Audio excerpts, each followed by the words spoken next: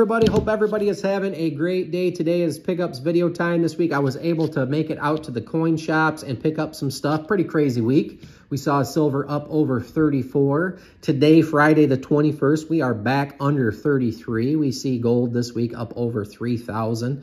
We got some movement, but I continue to look regardless. I purchase consistently. Try to find good buys, things that are worth more than spot. Always scouring those generic bins at my local coin shops, trying to find things that I want to add to either my collection or my stack. And at the end of the day, just continue to add ounces, build my wealth with real money, in my opinion, real money, and have fun with it. Just having fun. What have you guys been having fun with? Have you been finding anything cool out there online?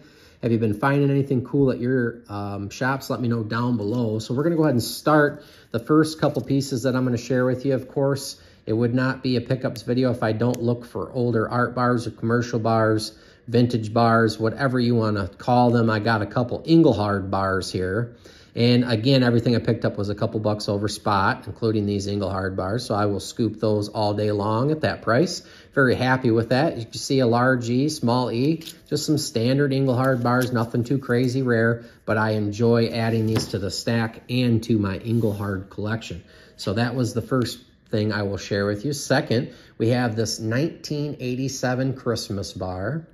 And again, I'm usually not huge on the holiday bars, but sometimes I am. This one caught my eye because I wasn't familiar with it. And when I looked it up, it is a more rare bar. This is 1987 here. I'll show you the back. From the cradle to the cross and still our Savior. This is a Virgil mint bar struck by Silvertown in the original packaging there. Thought that was pretty cool. I probably will rip this out, dip it in some E-Zest and throw it in a capsule, just because it's got some unattractive coloring on the back. And it is a little bit more of a rare bar, so I may do that. Give it like a really quick little rinse just to make it look a little bit better, and then add that into one of my guardhouse boxes. So that's it for the 1 ounce bars this week. But I did find, you know what, I'll show you this coin. I found a Pac-Man coin. Of course, it's not in the original packaging, but I did find it in the generic bin. Once again, couple bucks over. Now, this is a $2 coin, actually. 2021 from Niue. Just thought it was cool. I'm a old school video game type guy. Have a collection with that from back in the day. And if you're a longtime follower of mine, you know that like the first 1,000 ounce or so of my stack was bought with selling vintage video games for you new guys, if you didn't know that about me. I do know a lot about the old video games. Still have a nice size collection. Once upon a time had a complete original Nintendo collection. One hell of a collection, actually. Back in the day, early 2000s, right around 2000, started really getting heavy into that stuff, and it did definitely paid off down the line. But again, I digress. But just a cool Pac-Man coin there. So I added that to the collection. And then I was pleasantly surprised when I looked in the bin there. They had a couple bags of some intaglio pieces. So the first one I'm going to share with you is this 1921 high relief. Let's see if we can zoom in and give you a little bit better look at the gorgeous detail of these intaglio rounds. This is a 2 ounce round, high relief. And I actually had some leftover Queen's Beast capsules that I went ahead and threw these in. So I was glad that I kept those around, no longer collect the Queen's Beast. All mine ended up spotting. I ended up melting them all.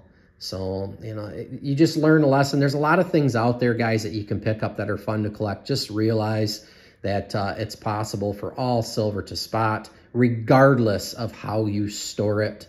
It has nothing to do with your storage. If it comes through, it comes through, and then basically your collectibles are no longer, you know, getting any premium out of those. But if you do it just for fun, then do it just for fun. Just realize that may happen to you. So try not to spend too much over spot for those collectibles, okay? So this is the first one, intaglio. Love intaglio. Have some of that in my stack already. Have not purchased any in a while. Just they're expensive. And now that they don't have their own site for the last few years, you got to get it from limited mintage. A lot of times they're out of stock. A lot of times these go for, you know, almost $100 a piece. This one here is the capped bust $50 tribute. Absolutely beautiful. you find stuff like this in the generic bin in perfect condition, that's a no-brainer for me. Really enjoyed adding those pieces to my stack. And then I got some more fun ones here. Gonna go a little bit bigger in size. This one's absolutely gorgeous. I believe I have one or two of these in my stack already. This is a 5-ounce round, I believe from the 80s. We'll flip her around here and show you. It's the Silver Chief Running Antelope, 5 troy ounces, $50 designation on these. And it's serialized here on the rim. 77.21, just an absolute beautiful piece. A couple bucks over spot, wanted it in my stack. So I really like the 5-ounce size.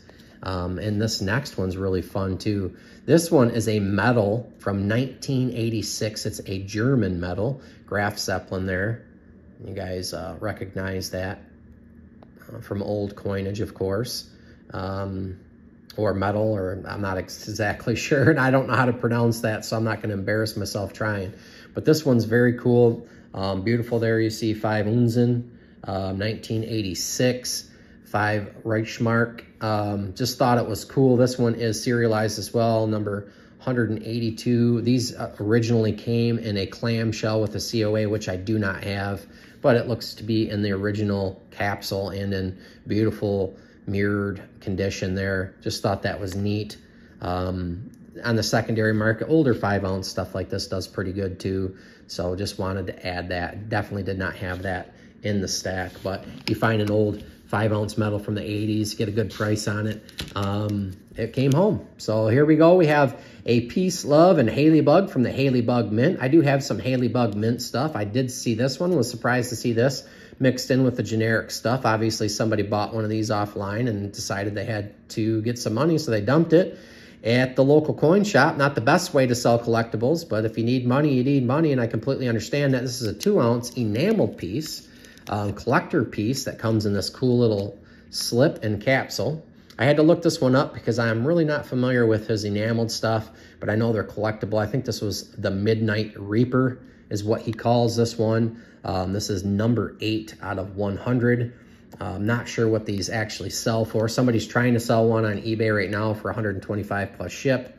So I thought that was a pretty cool thing there. Anytime I see, and I like Haley Bug, he does good work. He's a good dude and usually has, you know, fun stuff that he sells and collectible stuff. And he does have quite the following these days. So I find something like this, especially a couple bucks over spot, that one's definitely going into the stack, and have fun with that. So let me know what you guys think of my pickups today. What was your favorite one? What have you guys found out there? What are you seeing in your coin shops as well? Premiums have been a little bit up, a little bit down with things going high and low. I'm still able to find stuff for a couple bucks over. 90%, you guys know I don't purchase 90%, but I bring that up because it is basically at melt price at my local coin shops. When you go in there, they have tons of it, and it is like a few cents over. If it even is over melt, you're able to find that, you know, far from a couple years ago when, you know, everybody said it was going to disappear and you couldn't find it, and to spend the $6, $7, $8, $9, $10 over spot. Premiums, I got to bring that back up because I'm going to rub it in a little bit. So sick and tired of seeing all those videos back then, fearing everybody to run out and buy 90%. Every other video was about 90% and how you couldn't find it. Nowadays, nobody's making videos on it, and the shops are full of it near melt. Nobody, or I mean, people still buy it. People like 90%. And if you like 90%, heck yeah, I'm not talking crap about you. I'm just talking crap about all the people that were pushing it and making 17 videos a week on it. I got sick and tired of seeing that.